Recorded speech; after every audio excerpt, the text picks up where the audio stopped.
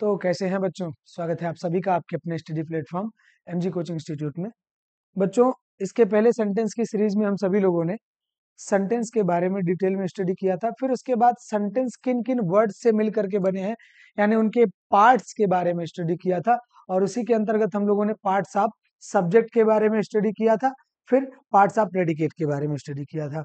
उम्मीद है आप सभी लोगों को सेंटेंस क्या है ये चीज समझ में आ गया होगा, और उसके बाद पार्ट्स ऑफ सेंटेंस क्या है और पार्ट्स ऑफ प्रेडिकेट क्या है ये भी समझ में आ गया होगा।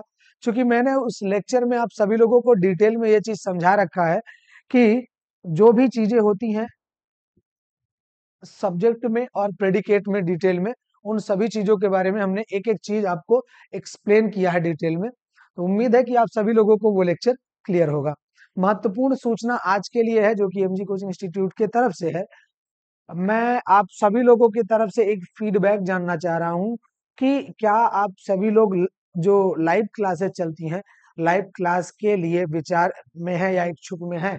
अगर आप सभी लोगों ने ये इच्छा बनाया है कि आप लोगों को लाइव क्लास भी प्रोवाइड कराया जाए, जिसके माध्यम से जो भी अध्यापक जुड़ेंगे उन अध्यापकों के द्वारा आप सभी लोगों को जो लाइव क्लास मिलेगी उसमें किसी भी प्रकार की डाउट रहेंगे वो डाउट डायरेक्टली क्लियर हो सकते हैं।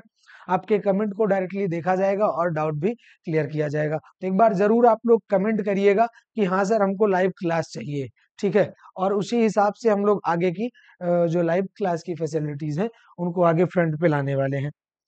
तो बहुत ज्यादा समय ना लेते हुए चले बढ़ेंगे। आज हम सब लोग आज पढ़ने वाले हैं काइंड्स ऑफ सेंटेंस, यानी वाक्य के प्रकार के बारे में। कितने प्रकार के वाक्य होते हैं।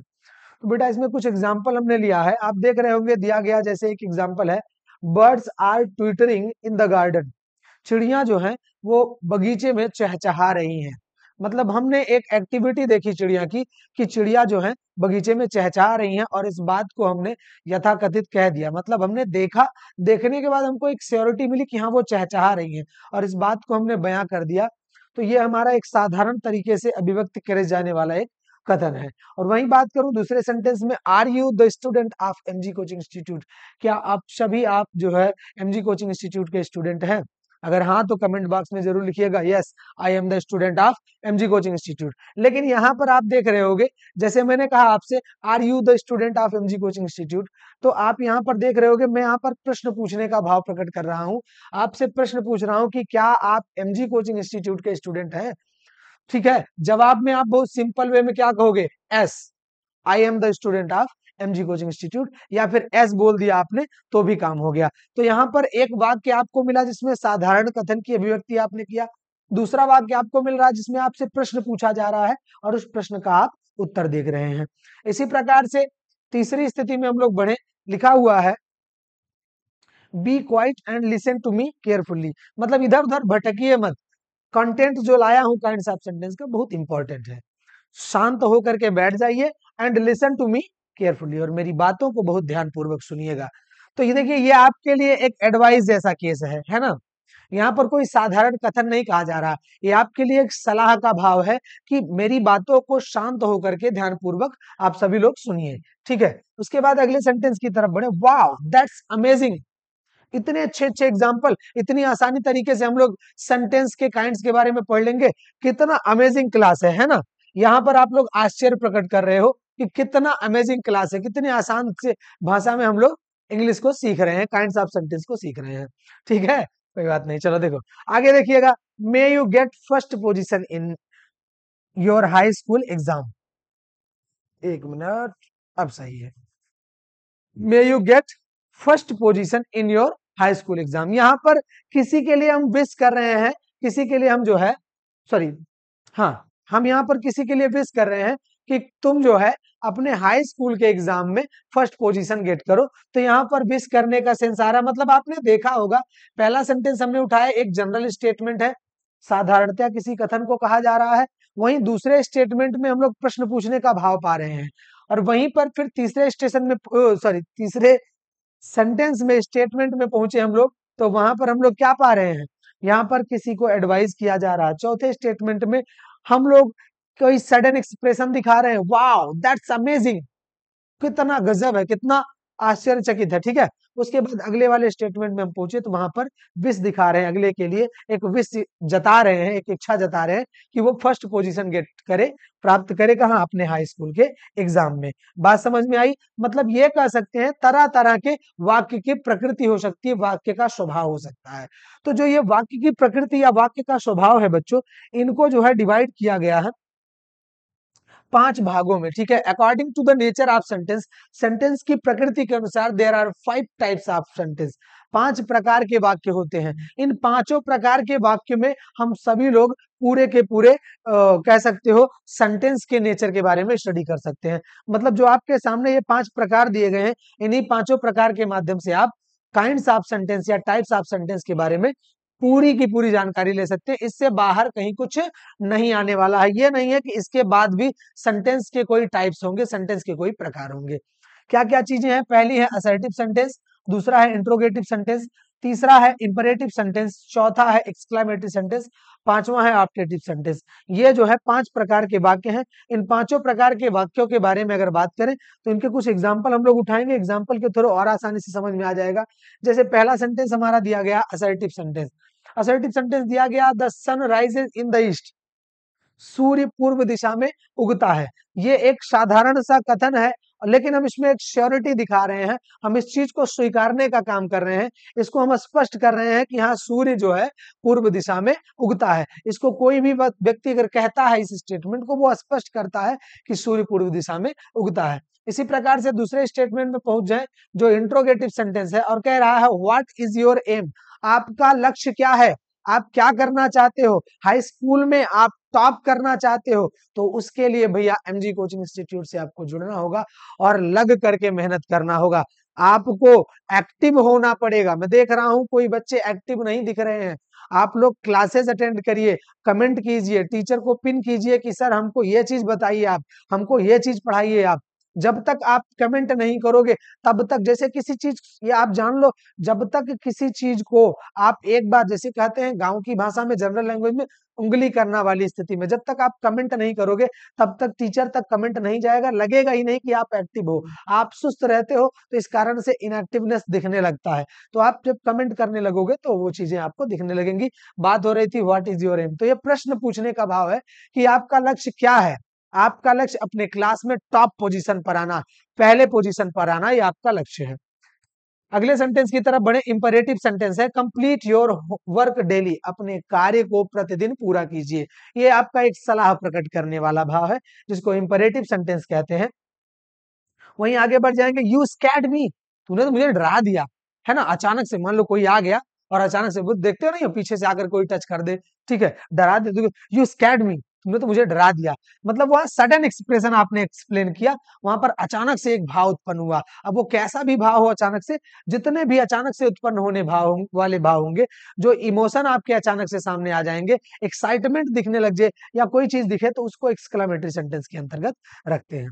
इसी प्रकार से मे योर फ्यूचर बी ब्राइट, आपका भविष्य उज्जवल हो, आपका भविष्य जो है सुनहरा हो, इस प्रकार से जो इच्छा प्रकट किया जाता है उसको ऑप्टेटिव सेंटेंस के अंतर्गत रखते हैं। ये तो हम लोग काइंड्स ऑफ सेंटेंस कितने होते हैं इनके बारे में हमने पढ़ा और उसके एग्जाम्पल के थ्रू उसको हमने समझा। अब हम लोग आगे बढ़ेंगे कि काइंड्स ऑफ सेंटेंस में असर्टिव, इंट्रोगेटिव, इंपरेटिव, एक्सक्लेमेटरी और ऑप्टेटिव सेंटेंस के बारे में डिटेल में क्या जान सकते हैं, उसके बारे में उसी सीरीज में आगे बढ़ते हैं।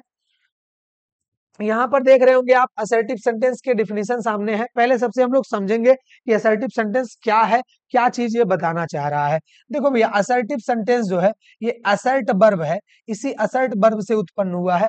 असर्ट वर्ब का मतलब होता है किसी चीज पर दृढ़ता प्रकट करना, श्योरिटी दिखाना, है ना। किसी चीज के लिए जब आप श्योर हो तो आप उसको असर्ट करते हो, ठीक है। मतलब जोर दे करके अगर किसी बात को दावेदारी के साथ आप कहने लगो तो उसको असर्टिव सेंटेंस कहते हैं, ठीक है। तो अ सेंटेंस व्हिच अफर्म्स, देखो कितना बढ़िया शब्द आया इसमें, ध्यान दीजिएगा, अभी मैं बता रहा हूं उसके बारे में। एनी फैक्ट, ओपिनियन और बिलीफ, या इसी को आप बिलीफ को श्योरनेस कह सकते हो, जहां पर आप किसी चीज की श्योरिटी पा जाओ, इज कॉल्ड असर्टिव सेंटेंस और डिक्लेरेटिव सेंटेंस। देखिए कितना बढ़िया तरीके से एक्सप्लेनेशन है, काफी कुछ चीजें आप लोग एक ही लेक्चर के माध्यम से सीख लोगे। मतलब एक असर्टिव सेंटेंस जो किसी चीज को असर्ट करता है, जोर दे करके कहने का काम करता है, श्योरिटी के साथ कहने का काम करता है, किसी भी फैक्ट को, किसी भी ओपिनियन यानी विचार को, या फिर किसी बिलीफ या किसी श्योर वर्ड को, किसी श्योर स्टेटमेंट को, है ना, ये बात कह देता है, तो उसको हम असर्टिव सेंटेंस कहते हैं। समझ में आया? यानी वो चीजों को असर्ट करता है, स्टेटमेंट को असर्ट करता है। आप देख रहे होंगे यहाँ पर अफर्म दिया है। अफर्म वर्ब का मतलब होता है, अगर मैं बात करूं यहाँ पर आपको अफर्म के बारे में समझाने की कोशिश करूं, तो अफर्म का मतलब होता है किसी चीज को स्वीकारना। ठीक है, तो यहाँ पर आप जब किसी कथन के बारे में श्योरिटी दिखाने का काम करोगे बच्चा, तो ऐसी दशा में उस चीज को आप स्वीकारने का काम करते हो। और अगर जिस चीज को आप स्वीकार रहे हो, जिसपे श्योरिटी दिखा रहे हो, तो उसको आप डिक्लेयर करते हो कि हाँ ऐसी बात है, Mohan is my brother, Mohan मेरा भाई है। इस चीज को आप डिक्लेयर कर रहे हो, साथ ही अफर्म कर रहे हो, मतलब स्वीकार रहे हो, साथ ही आप असर्ट दिखा रहे हो, जोर दिखा रहे हो, श्योरिटी दिखा रहे हो कि हाँ मोहन मेरा भाई है। ऐसा नहीं है मैंने हवाबाजी में बोल दिया है। समझ में आया? तो ये चीजें, मतलब हम ये कह सकते हैं कि किसी भी असर्टिव सेंटेंस को हम डिक्लेरेटिव सेंटेंस भी कह सकते हैं, और अगर देखा जाए तो किसी भी असर्टिव सेंटेंस को हम अफर्मेटिव सेंटेंस के नाम से भी जाना जा सकता है, या जानते हैं, या जान सकते हैं। समझ में आया? जैसे आपको यहाँ पर एग्जाम्पल दिख रहा होगा भैया, ये एग्जाम्पल आप देख लीजिएगा। ये एग्जाम्पल नहीं है, चलो एग्जाम्पल पे आते हैं। एग्जाम्पल देखिए, जैसे the sun sets in the west, सूर्य पश्चिम दिशा में छिपता है। इस चीज को आपने कहा तो एक श्योरिटी के साथ बता दिया कि हाँ सूर्य जो है वो पश्चिम दिशा में छिपता है, और इस बात को आप कह रहे हो तो स्वीकारने का भी काम कर रहे हो, साथ ही साथ एक स्पष्टीकरण दे रहे हो कि हाँ सूर्य पश्चिम दिशा में छिपता है। आई इंजॉय स्विमिंग, मैं तैरना इंजॉय करता हूँ, आनंद लेता हूँ। तैरने का अगर काम हो तो मैं उसको बहुत अच्छे से आनंद लेता हूँ। इस बात को आप स्वीकार रहे हो, साथ ही साथ इस बात को जोर के साथ कह रहे हो कि भैया तैरने वाला मामला होगा तो मैं बहुत इंजॉय करता हूँ उस मामले में। ठीक है, और ये आपका एक डिक्लेरेशन आपकी तरफ से कि मेरा एक काम है जो तैरना है, उसमें मैं बहुत एंजॉय करता हूँ। उसके बाद सी डिड नॉट ईट मीट, उसने मीट नहीं खाया। ठीक है, वह मीट नहीं खाती थी, या उसने मीट नहीं खाया। तो इस चीज को भी हमने श्योर किया कि हाँ क्या किया उसने, उसने मीट नहीं खाया। समझ में आया? इस प्रकार से किसी कथन को श्योरिटी के साथ एक्सप्लेन करना, उसको स्वीकार लेना या उस पर स्पष्टीकरण देना, ये भी स्पष्टीकरण है कि उसने मीट नहीं खाया।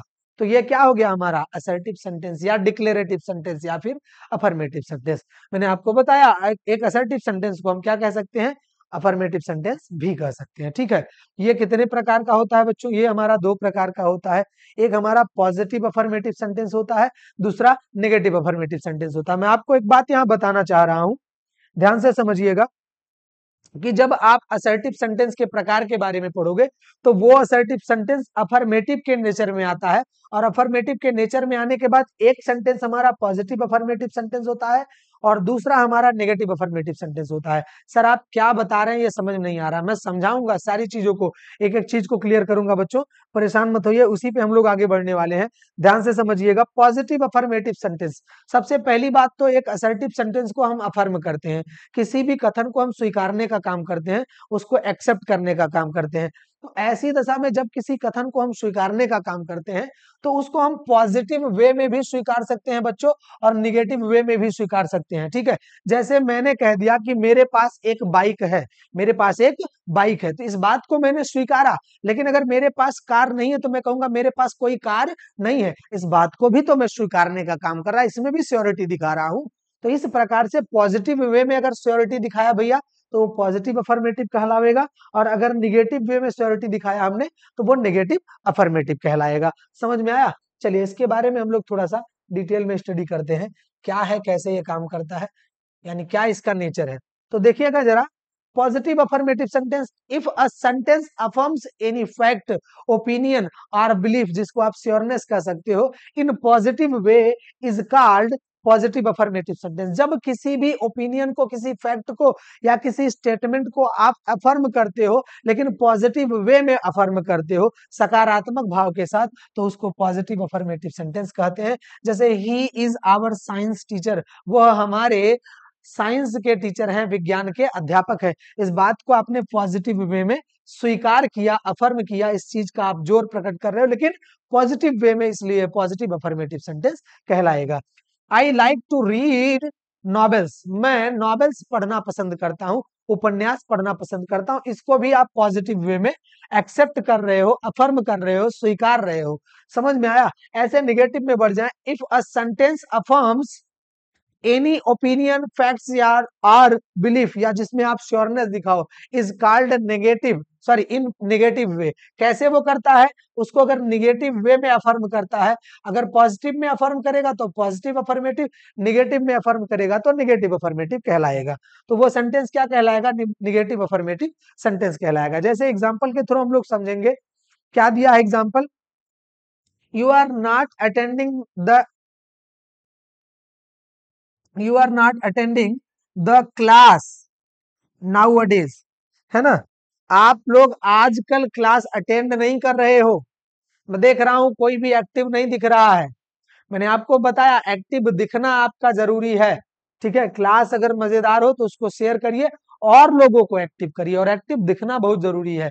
आप एक्टिव होइए, क्लास को शेयर करिए, लोगों को जोड़ने की कोशिश करिए। जो भी amazing classes MG coaching institute की तरफ से प्रोवाइड कराई जा रही हैं, उनको ज्यादा से ज्यादा बच्चों तक पहुंचाइए, जोड़िए उनको, और क्लास को दमदार बनाइए। आपकी अपना स्टडी प्लेटफॉर्म है, आपकी भी रिस्पॉन्सिबिलिटी है कि आप इसको शेयर करिए और लोगों को एक्टिव करिए यहाँ पर, और लोगों को जगाइए कि वो भी क्लास ले और लगातार जो है अपनी स्टडी को बना करके रखें। जब आप एक्टिव होंगे तभी हम लोगों को भी पढ़ाने में मजा आएगा। You are not attending the class nowadays, भाई मैं श्योरिटी के साथ बता रहा हूँ, निगेटिव वे में बता रहा हूँ, लेकिन श्योरिटी के साथ बता रहा हूँ कि आप लोग क्लास अटेंड नहीं कर रहे हो, है ना? He does not help me in need, इसमें भी श्योरिटी है कि वो मुझे आवश्यकता पड़ने पर या मेरी जरूरत में वो मेरी मदद नहीं करता है। इस चीज को मैंने देखा होगा, एनालाइज किया होगा, तो मैंने कह दिया he does not help me in need, वह आवश्यकता पड़ने पर मेरी मदद नहीं करता है। समझ में आया? तो ये आपको पॉजिटिव अफर्मेटिव और निगेटिव अफर्मेटिव आसानी से समझ में आ गया होगा बच्चों। चलिए देखते हैं, आगे बढ़ जाते हैं। ठीक इसी के बाद हम लोग असर्टिव सेंटेंस बहुत आसानी से समझ गए होंगे। अब बढ़ते हैं इंट्रोगेटिव सेंटेंस की तरफ। क्या है इंट्रोगेटिव सेंटेंस? इंट्रोगेटिव सेंटेंस हमारा भैया इंटेरोगेट वर्ब से उत्पन्न हुआ है। इंटरोगेट आप पढ़े अभी, कभी कभी आप जो है मूवी इत्यादि देखो, तो मूवी इत्यादि में आप देते हो इंट्रोगेशन के लिए या इन्वेस्टिगेशन के लिए या इंक्वायरी के लिए लेकर जाने का भाव बात होता है। तो जहां पर कहीं पूछताछ का भाव हो, अब इंक्वायरी करने का मतलब क्या है? कहीं कोई लेकर जाता, कोई पुलिस प्रशासन जब किसी को ले जाता, कहता इंक्वायरी है थोड़ा सा, तो इंक्वायरी मतलब पूछताछ होता है। तो जब कभी स्टेटमेंट में पूछताछ का भाव मिल जाए, ठीक है, जांच पड़ताल या पूछताछ का भाव मिले, तो उसे इंट्रोगेटिव सेंटेंस कहते हैं। या इंटेरोगेट वर्ब से बना हुआ है। इंटेरोगेट का मतलब होता है पूछताछ करना। इंटेरोगेट या फिर भैया इन्वेस्टिगेट, है ना? इंटेरोगेट या फिर इन्वेस्टिगेट या फिर भैया आपका इंक्वायर, इन सब का मतलब क्या होता है? जांच पड़ताल करना, पूछताछ करना। तो जब किसी स्टेटमेंट में पूछताछ करने का भाव आ जाए, a statement which interrogates or inquires, या कह सकते हैं आस्क, या पूछने का भाव प्रकट करे, एनीथिंग इन इट्स स्टेटमेंट, अपने स्टेटमेंट में कुछ भी पूछने का भाव प्रकट करे, उसको हम इंट्रोगेटिव सेंटेंस कहते हैं भैया। और ये इंट्रोगेटिव सेंटेंस जब इंड होता है तो क्वेश्चन मार्क के साथ इंड होता है। अगर मैं बात करूं असर्टिव सेंटेंस की, तो असर्टिव सेंटेंस फुल स्टॉप के माध्यम से इंड होता है। ठीक है, उसको मैंने नोट्स में प्रोवाइड करा रखा है, इसका आपको पीडीएफ डिस्क्रिप्शन में मिल जाया करेगा। सारा नोट्स आप आसानी से वहां से कवर कर सकते हो। तो यह जो है क्वेश्चन मार्क से इंड होता है। एग्जाम्पल देखें, आर यू अ डॉक्टर, क्या आप एक डॉक्टर हैं? बताओगे no, I am a student, अभी आप लोग विद्यार्थी हो, है ना? तो यहाँ प्रश्न पूछा जा रहा है, are you a doctor? No, I am a student. आप या फिर सिंपल वे में आप बता दोगे no, I am not a doctor. What is your post? जब डॉक्टर ही नहीं है तो पोस्ट काहे का, है ना? व्हाट इज योर पोस्ट, आपकी पदवी क्या है, किस पद पर आप हो? यह भी प्रश्न हो गया पूछने का। तो इस प्रकार से जो प्रश्न पूछने के भाव मिलने लगे अगर स्टेटमेंट में, तो हमारा इंट्रोगेटिव सेंटेंस कहलाता है। According to its question or answering, it is two types, जो इसके आंसर के तरीके होते हैं या जो इसके क्वेश्चन के तरीके होते हैं, उस प्रकार से जो है इंट्रोगेटिव को दो प्रकार में बांटा गया है। कौन कौन से हैं? पहला हेल्पिंग वर्ब टाइप्स, जिसको एसनो टाइप्स कहते हैं, और ये शॉर्ट आंसरिंग टाइप का होता है। इसमें आंसर जो देते हैं हम लोग, वो शॉर्ट वे में आंसर दिया जाता है। ठीक है, क्या चीजें हैं जरा समझेंगे हम लोग। हेल्पिंग वर्ब टाइप, जैसे हमने यहाँ पर एग्जांपल देखा था बच्चा, यहाँ देख रहे होगे, आर यू अ डॉक्टर, क्या आप एक डॉक्टर हो? ये एक हेल्पिंग वर्ब से स्टार्ट होने वाला सेंटेंस है, और ये बयां क्या कर रहा है, जरा गौर करिएगा, एस नो टाइप्स। आप जवाब दोगे no, I am not a doctor, या आपने सिंपली कह दिया नो, नहीं, मैं डॉक्टर नहीं हूँ, बस। उसके बाद क्वेश्चन वर्ड टाइप का, जब क्वेश्चन वर्ड आपको मिलने लगे तो वो आपका क्वेश्चन वर्ड टाइप का सेंटेंस हो जाता है, इंट्रोगेटिव सेंटेंस हो जाएगा। और ये डिटेल आंसरिंग टाइप का हो जाएगा। व्हाट इज योर पोस्ट, तो आप बताओगे असल में ऐसा है, मेरी फलानी पोस्ट है, मुझे ये काम करना रहता है, ये सब चीजें आप बताओगे डिटेल्ड वे में। मतलब जो भी चीजें हैं, जब डिटेल आंसरिंग आती है तो WH टाइप में ही डिटेल आंसरिंग आती है। शॉर्ट आंसरिंग आएगी, एस नो टाइप में आंसरिंग आएंगी तो वो हेल्पिंग वर्ब टाइप में आएगी। तो इंट्रोगेटिव सेंटेंस अगर हेल्पिंग वर्ब से स्टार्ट होता है या एस नो टाइप के आंसरिंग देने वाला स्टार्ट होता है तो उसको शॉर्ट आंसरिंग भी कह सकते हैं। और अगर क्वेश्चन वर्ड से स्टार्ट होगा तो उसको लॉन्ग आंसरिंग या डिटेल आंसरिंग कह रहे आएगी। जैसा कि एग्जाम्पल आप देख रहे होगे, यहाँ पर एग्जाम्पल दिया गया है, इज इट करेक्ट, क्या ये बातें सही हैं? एकदम 100% सही है। बिंदास होकर के इसको आप पढ़िए और नोट्स अपना बनाइए, ठीक है। जैसे पूछा इज इट करेक्ट, एस, एकदम। What are you doing here, आप यहाँ क्या कर रहे हो, तो बताओगे हम यहाँ जुड़े हुए हैं और अपने सिलेबस की तैयारी कर रहे हैं, अपने बोर्ड एग्जाम की तैयारी कर रहे हैं, और जो है अच्छे अच्छे कॉन्सेप्ट्स को सीख रहे हैं, अमेजिंग क्लासेस को अटेंड कर रहे हैं। ये सब चीजें डिटेल में आप बताओगे, है ना। कैसे कैसे क्या क्या चीजें आप यहाँ कर रहे हो वो सारी चीजें बताओगे, तो ये डिटेल में आप जवाब दे रहे हो, तो ये आपका डिटेल आंसरिंग टाइप का क्वेश्चन हो गया। तो एक हेल्पिंग वर्ब टाइप्स का, दूसरा क्वेश्चन वर्ब टाइप्स का हो जाएगा। समझ में आया होगा इतनी सी बात। चलिए आगे बढ़ जाते हैं। इसके बाद भैया अकॉर्डिंग टू द सेंस आप it's answering it is two types. अगर उसके आंसर के सेंस के अकॉर्डिंग देखा जाए तो भी ये दो प्रकार का हो जाएगा। कौन कौन सा, एक पॉजिटिव इंट्रोगेटिव सेंटेंस और दूसरा नेगेटिव इंट्रोगेटिव। जब हम कभी भी सेंटेंस में पॉजिटिव वे में किसी से क्वेश्चन पूछते हैं तो वो पॉजिटिव इंट्रोगेटिव कहलाएगा, और अगर उसी में नकारात्मक भाव आ जाए, नेगेटिव सेंस आ जाए, तो वो हमारा नेगेटिव इंट्रोगेटिव सेंटेंस कहलाता है। बात समझ में आ रही होगी आप सब लोगों को। एग्जाम्पल के थ्रू और डिटेल में इसके बारे में पढ़ेंगे। जैसे दिया गया है, are you not joining the class, क्या आप क्लास नहीं ज्वाइन कर रहे हो, ये नेगेटिव सेंस आ गया। पूछा तो कि क्या आप क्लास नहीं ज्वाइन कर रहे हो, वास्तव में आप क्लास नहीं ज्वाइन कर रहे हो, क्लास ज्वाइन करिए भाई, ठीक है। क्या आप क्लास नहीं ज्वाइन कर रहे हो, तो नहीं वर्ड आ गया तो ये आपका निगेटिव इंट्रोगेटिव कहलाएगा। Why are you not caring about your future, अपने भविष्य के बारे में क्यों नहीं सोच रहे हो, क्यों चिंता नहीं कर रहे हो भाई आप लोग।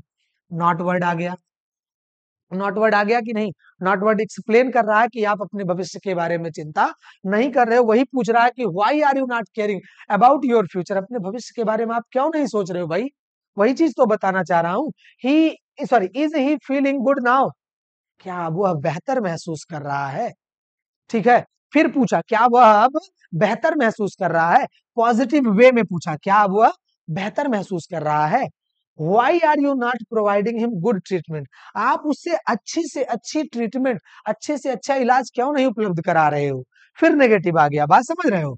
नेगेटिव मिल जाएगा तो नेगेटिव इंट्रोगेटिव सेंटेंस, पॉजिटिव मिल गया तो positive interrogative sentence. Who is your math teacher, आपके मैथ टीचर कौन है, तुरंत आपका जवाब आना चाहिए, अंकित सर हमारे क्या है, मैथ के टीचर हैं। Who is your math teacher, एक पॉजिटिव वे में इंट्रोगेशन है कि who is your math teacher.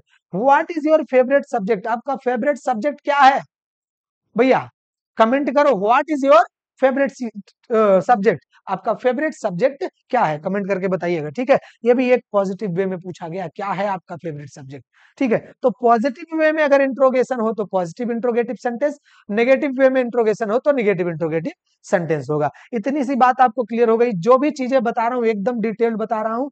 Class आपकी धमाकेदार और दमदार है, बस आप इसको ध्यान पूर्वक पढ़ लीजिए, बस इतने से मायने रखता है। अगली सेंटेंस हमारी है इंपरेटिव सेंटेंस। इंपरेटिव सेंटेंस क्या कहना चाह रहा है इसके बारे में पढ़ेंगे। इंपरेटिव सेंटेंस भैया, जिसको कि हिंदी में कहते हैं आदेशात्मक वाक्य, ठीक है। आदेशात्मक वाक्य जिसमें आदेश प्रकट हो, ऑर्डर जिसमें दिखने लगे, उसको इंपरेटिव सेंटेंस कहते हैं। लेकिन और भी चीजें मिलेंगी। A sentence which expresses order, request, advice, command, instruction और warning in its statement is called imperative sentence. अगर किसी सेंटेंस में भैया आपको ऑर्डर मिलने लगे, रिक्वेस्ट यानी निवेदन मिलने लगे, एडवाइस यानी सलाह का भाव मिले, कमांड यानी दिशा निर्देश मिलने लगे, इंस्ट्रक्शन यानी दिशा निर्देश मिलने लगे, और वार्निंग, वार्निंग यानी चेतावनी मिलने लगे, किसी चीज को मना किया जा रहा हो, तो ऐसी दशा में मिलने वाला सेंटेंस आपका इंपरेटिव सेंटेंस कहलाता है। समझ में आया। इस इंपरेटिव सेंटेंस की कुछ खास बातें हैं। It typically starts with verb, यह ज्यादातर आप देखोगे ये वर्ब से ही स्टार्ट होता हुआ मिलेगा। And has hidden subject you, और इसमें भैया एक सब्जेक्ट होता है यू जो कि हिडन रहता है, ठीक है। इसमें क्या होता है, एक सब्जेक्ट यू होता है जो हिडन रहता है। It also ends with full stop, यह भी फुल स्टॉप से, असर्टिव सेंटेंस भी फुल स्टॉप से एंड होता था, यह भी फुल स्टॉप से एंड होता है। एग्जांपल के थ्रू जैसे देखो, क्लोज द डोर, जैसे मैंने किसी से कहा क्लोज द डोर, तो ऑर्डर दिया मैंने ना कि दरवाजा बंद कर दो। इसी प्रकार से फिनिश योर होमवर्क, अपना होमवर्क फिनिश कर लो, ये एडवाइस है कि काम अपना पूरा कर लो, जो भी होमवर्क है वो पूरा करो, ठीक है। डोंट गो देयर, ये भैया वार्निंग है, वहां मत जाओ, ठीक है। वार्निंग मैंने बताया ना, वार्निंग है, डोंट गो देयर, वहां मत जाओ। डोंट डिस्टर्ब मी, मुझे परेशान मत करो, ये भी वार्निंग है। बात समझ रहे हो? तो जहां पर इस प्रकार के भाव आपको मिलने लगेंगे वो इंपरेटिव सेंटेंस कहलाएगा। अब आगे देखिएगा, some imperative sentence start with versatile verbs. Versatile verb क्या होते हैं, ये देखिए एक लेट वर्ब दिखाया गया, वर्सेटाइल वर्ब है। वर्सेटाइल वर्ब का मतलब होता है भैया बहुमुखी गुण के हो, मतलब ऐसा वर्ब जो बहुत से नेचर दिखाने की क्वालिटी रखता हो, उसे हम बहुमुखी यानी वर्सेटाइल वर्ब कहते हैं। क्या प्रॉपर्टी है इसकी, इसके बारे में देखेंगे। एग्जाम्पल में देखिएगा, जैसे ये क्या है, अब ध्यान दीजिएगा, इसमें एक चीज मैं आपको और बता दे रहा हूं। जो आपके इस प्रकार के वर्ब से स्टार्ट होने वाले होते हैं, इसमें आपको सेकंड पर्सन का प्रोनाउन यू सब्जेक्ट के रूप में हिडन मिलता है। जबकि अगर मैं वर्सेटाइल वर्ब की बात करूं, तो यहां पर आप देखोगे आप फर्स्ट पर्सन के प्रोनाउन आई या बी को पा सकते हो, और साथ ही थर्ड पर्सन के किसी भी प्रोनाउन को आप पा सकते हो। मतलब अगर सेकंड पर्सन के प्रोनाउन की बात करूं, तो वहां पर मेन वर्ब आपको इस तरीके से मिलेंगे, और वर्सेटाइल वर्ब अगर आपको मिलने लगते हैं, तो वहां पर आप फर्स्ट पर्सन या थर्ड पर्सन का जिक्र पाओगे। जैसे एग्जांपल के थ्रू देखो, लेट मी गो होम, मुझे घर जाने दो। तो मुझे घर जाने दो, मुझे मतलब आई फर्स्ट पर्सन के अकॉर्डिंग आया है, लेट मी गो होम, मुझे घर जाने दो। यहाँ पर रिक्वेस्ट का भाव है, मैंने बताया ना request, let me go home, मुझे घर जाने दो। यहाँ पर रिक्वेस्ट का भाव आया और फर्स्ट पर्सन के लिए आया है। लेट अस प्ले क्रिकेट, चलो क्रिकेट खेलते हैं, ठीक है। तो यहाँ पर अस आया है, बी का रूप है, लेट अस प्ले क्रिकेट। तो ये आपने एक प्रपोजल रखा किसी के सामने, इसमें लिखा नहीं गया है, प्रस्ताव भी हम रख सकते हैं किसी के सामने, भैया चलो क्रिकेट खेलते हैं। यहाँ पर ये आपको मिल जाएगा लेटस का केस, ये भी फर्स्ट पर्सन का है। आगे देखिएगा, let him solve this question, उसे यह प्रश्न हल करने दो। तो यहाँ पर देखो थर्ड पर्सन आ गया है, हिम जो है ये ही का रूप है, ही हमारा थर्ड पर्सन होता है, थर्ड पर्सन ही जो है उसी का ये ऑब्जेक्टिव केस है हिम, ठीक है। और एक चीज जान लो, लेट के बाद आपको ऑब्जेक्टिव केस ही मिलेगा भैया, ठीक है। तो let him solve this question, उसे यह प्रश्न हल करने दो, ये आपका देखो इसमें भी आ गया एडवाइस हो गया, ठीक है। या फिर आप कह सकते हो कोई सीनियर अगर कह रहा है तो वो ऑर्डर भी हो जाएगा, उसे उसका काम करने दो, ठीक है। अगला देखिएगा, let them go home now, उन्हें अब घर जाने दो। ये भी एक सजेशन हो गया भैया, ठीक है, अब उन्हें घर जाने दो, अब ज्यादा देर तक ना रोको, ठीक। तो देम जो है हमारा, दे हमारा थर्ड पर्सन होता है, उस थर्ड पर्सन के लिए आया हुआ ऑब्जेक्टिव केस देम है। समझ में आ गया होगा। इस प्रकार से इंपरेटिव सेंटेंस आप फेस करोगे। कुछ इंपॉर्टेंट चीजें और है वो बता दे रहा हूं। इंपरेटिव सेंटेंस के बारे में अगर मैं बात करूं बच्चा, तो इंपरेटिव सेंटेंस हमारा जो है, इसके बारे में अगर हम लोग बात करें, तो imperative sentence is two types. इसको भी हम ये कह सकते हैं कि ये टू टाइप्स का होगा। कौन कौन सा टू टाइप्स होगा भाई? पहला देख लीजिएगा आप, पहला आप अगर इसके बारे में बात करेंगे, तो ये भी हमारा क्या होगा, पॉजिटिव इंपरेटिव सेंटेंस होगा। क्योंकि जब हम किसी चीज को पॉजिटिव वे में कह रहे हैं, close the door positive way में, finish your homework positive way में, तो ये हमारा पॉजिटिव इंपरेटिव कहलाएगा। वहीं जब हम इसको निगेटिव वे में कहने लगते हैं, तो ये हमारा निगेटिव इंपरेटिव कहलाएगा, ठीक है। पॉजिटिव और निगेटिव इसमें भी होता है। डोंट गो देयर, वहां मत जाओ या वहां न जाओ, तो ना शब्द आया, नकारात्मक भाव दिखा रहा है।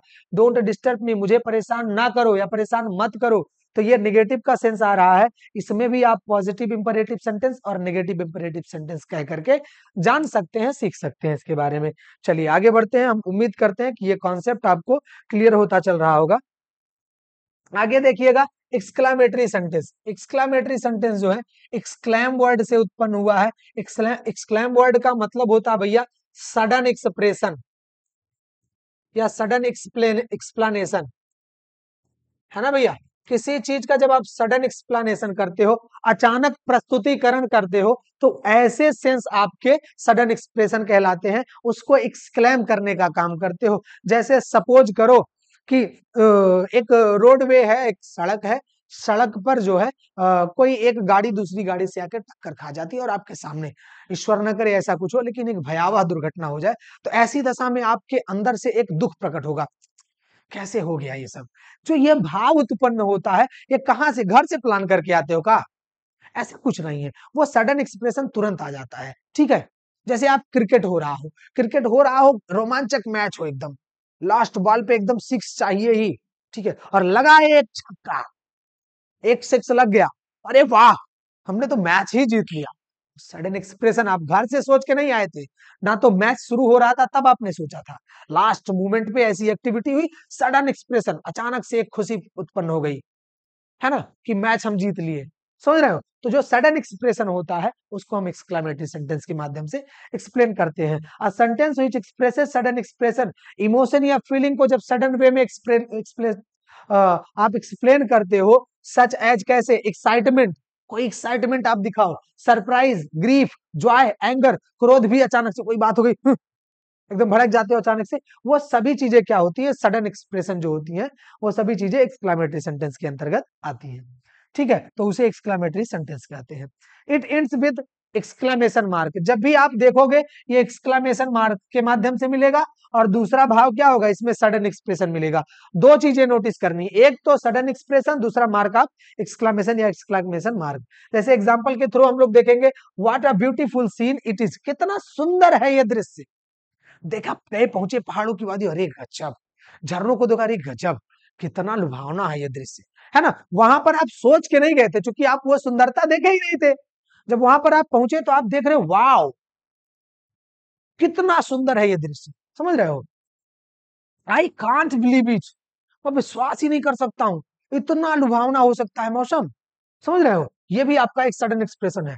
हाउ स्ट्रेंज दैट वाज, कितना अजीब था ये, अचानक से भाई देखोगे तब ना कहोगे उसको, उसको आपने देखा तब कह रहे कितना अजीब था वो, है ना। How strange that was, what a fantastic show, show को देखा, जब शो को देख लिया आपने, सोच के नहीं आए थे, जब आपने शो को देखा तब अरे गजब, कितना गजब का शो था, है ना, तब वो एक्सप्लेनेशन आपके मन से आता है।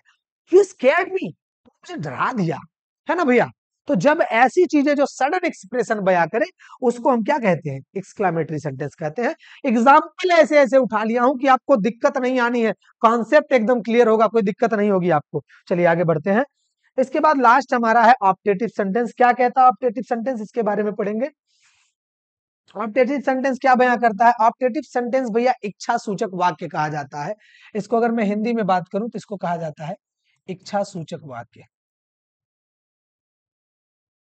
है ना। इच्छा सूचक वाक्य क्या बयां करता है, हमारी इच्छाओं को प्रकट करता है।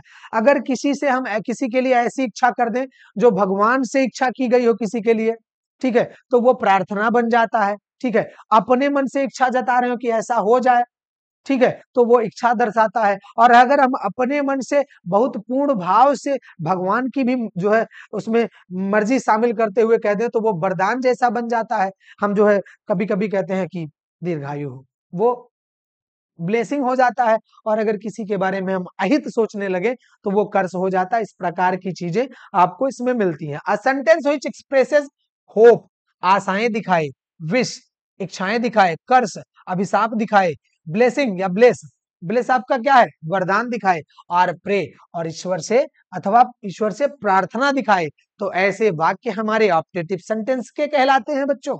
ऑप्टेटिव सेंटेंस भी जो है एक्सक्लेमेशन मार्क से एंड होता है। मतलब इसमें क्या फोकस करना है, होप मिल जाए, विश मिल जाए, कर्स मिल जाए, ब्लेस या प्रे मिल जाए, और मार्क ऑफ एक्सक्लेमेशन मिल जाए, तो वो हमारा सेंटेंस ऑप्टेटिव सेंटेंस कहलाता है। एग्जाम्पल के through, may you have a wonderful life, आपका जीवन जो है वंडरफुल हो, आश्चर्यजनक हो, मतलब अच्छा हो आपका। आश्चर्यजनक का मतलब ऐसा कुछ ना हो कि रोज आश्चर्यचकित ही होते रहो, है ना, मतलब धमाकेदार मस्त हो, एकदम दमदार हो, ठीक है, आपका जो जीवन हो वो दमदार हो, मतलब अच्छे से बीते, ऐसी परिकल्पना यहाँ की जाती है, ऐसी इच्छा जताई जाती है। Wish you a happy and prosperous life, आपका जीवन खुशमय और संपन्न हो, ये भी इच्छा प्रकट कर रहा है। Let there be peace on the earth. ये होप है भैया, आप यहाँ पर देख रहे हो, ये आपका एक होप है, ये आपकी एक इच्छा है, ये आपका एक डिजायर है। आप एक ऐसी इच्छा बता रहे हो, क्या बता रहे हो कि पृथ्वी पर जो है शांति व्यवस्था बनी रहे। Let there be peace on the earth, पृथ्वी पर शांति व्यवस्था बनी रहे। वहीं पर आप देख रहे हो कि मे गॉड ब्लेस यू, भगवान आपका भला करे, भगवान आपका कल्याण करे। भगवान शब्द यानी गॉड वर्ड जुड़ गया तो आपको प्रे मिलना ही मिलना है। May you go to hell, भाड़ में जाओ तुम, हमसे क्या मतलब है ना, ऐसी चीज आ गई। जब बोलते कभी कभी हिंदी में may you go to hell, भाड़ में जाओ तुम, हमको क्या करना है, ऐसी दशा में आपको वहां पर कर्स मिल जाएगा। तो जहां पर आपको होप, विश, कर्स, ब्लेस या प्रे मिले और मार्क ऑफ एक्सक्लेमेशन मिल जाए तो उसको क्या कहते हैं, ऑप्टेटिव सेंटेंस कहते हैं। आशा है बच्चों की आप सभी लोगों को काइंड्स ऑफ सेंटेंस बहुत विधिवत तरीके से समझ में आ गई होगी। इसके बाद आप सभी लोगों के कमेंट का इंतजार है। लास्ट तक क्लास में बने रहने के लिए बहुत बहुत धन्यवाद। बहुत इंपॉर्टेंट सूचना मैंने पहले भी बताया, फिर बता रहा हूं कि आपके कमेंट का इंतजार है कि आप लोग लाइव क्लास को कितना रिकमेंड कर रहे हो। आपके लाइव क्लास के मैसेजिंग के बाद, कमेंट के बाद ही हम डिसाइड करने वाले हैं कि लाइव क्लास कब जल्द से जल्द उतारा जाए। और लाइव क्लास उतरने का मतलब है उसमें भी आप वोकैब इत्यादि भी आप सभी लोगों को, वर्ड पावर यानी वोकैबुलरी भी आपको तैयार कराई जाएगी, जिससे आपके वर्ड पावर मजबूत हो और ग्रामर या आपका स्पोकन लैंग्वेज कह सकते हो, राइटिंग लैंग्वेज कह सकते हो, सभी चीजों को उसमें इंप्रूव कराया जाएगा। बेसिक टू एडवांस क्लास हम लोग अटेंड करेंगे, जैसा कि आप सभी लोग यहाँ पर देखते हो ग्रामर बेसिक टू एडवांस। तो बेसिक टू एडवांस हम लोग क्लास अटेंड करेंगे, लेकिन कब, जब आप सभी लोगों का कमेंट आ चुका रहेगा कि हाँ सर लाइव क्लास की आवश्यकता है, आप लाइव क्लास स्टार्ट करिए, तो वहां पर हम लोग डिस्कशन किया जाएगा, आपके विचारों को सुनेंगे और वहां से आप लोगों को तरह तरह की नई नई चीजों को सिखाएंगे और स्पोकन और राइटिंग दोनों भी मजबूत कराएंगे।